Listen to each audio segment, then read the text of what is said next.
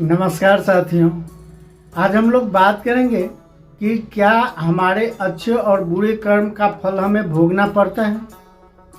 तो साथियों, मैं बता दूं, निश्चित रूप से हमें अपने अच्छे और बुरे कर्म का फल भुगतना पड़ता है।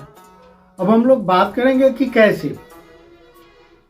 हम मान लेते हैं कि कोई आदमी है जो गलत तरीके से पैसे कमाता है, तो उसे गलत तरीके से काम करने की आदत लग जाती है।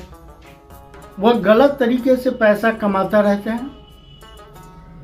इसका एक तो ये होता है कि वह गलत तरीका उसकी हैबिट बन जाती है, और जब उस गलत तरीके से उसे पैसे आना बंद हो जाए तो उसे बहुत कष्ट होता है।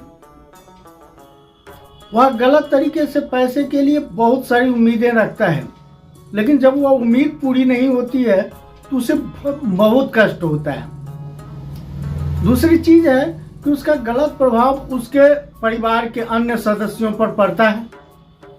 उसका जो बच्चा होगा वह भी उसी गलत तरीके से पैसे कमाने की बात सोचेगा, और इस तरह से उसके परिवार में भी यह गलत प्रवृत्तियां पनपने लगती है।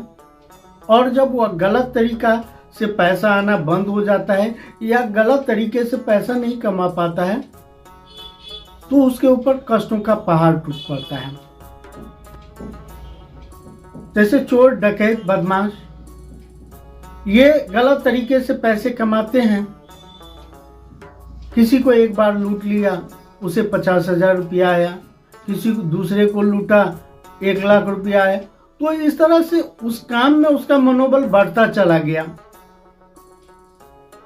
और कभी ऐसा भी होता है कि उसी काम में वह धरा जाता है और उस सारी गलतियों का परिणाम उसको भुगतना पड़ता है।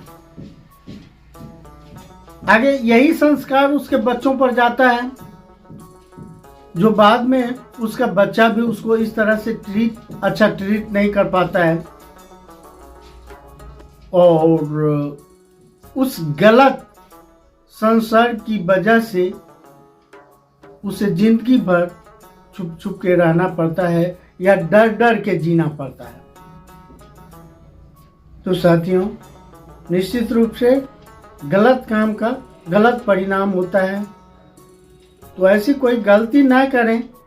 कोशिश करें कि बेहतर जिंदगी जीने के लिए बेहतर लाइफ स्टाइल होनी चाहिए। गलत कामों से दूर रहने की कोशिश करें। Okay, thank you.